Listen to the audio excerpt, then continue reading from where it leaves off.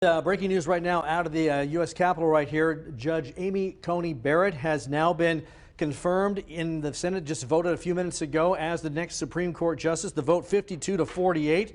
Of course, President Trump moved very quickly to nominate the 48-year-old for the lifetime appointment to succeed the liberal Justice Ruth Bader Ginsburg, who, as we know, died in September at 87.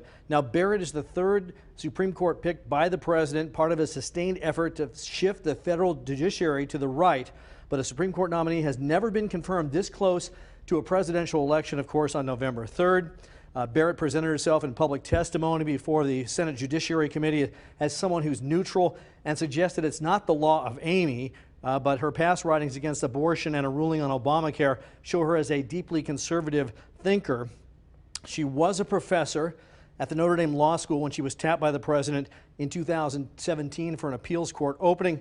And Andrew, we should say that they are planning on a swearing in at 9 p.m. Eastern Time, 6 o'clock our time, at the White House in the Rose Garden. And we understand that it'll be done by Justice Clarence Thomas, because normally Vice President, in this case Mike Pence, would do it. But because several members of his staff just tested positive recently for coronavirus, that's why he will not be doing it tonight. Again, and that's where she was first introduced, you may recall, which that event in the Rose Garden became a super spreader event. So tonight they're saying a lot of social distancing. We'll see. But this is supposed to happen tonight at 9 p.m. Again, the vote, Andrew, 52-48.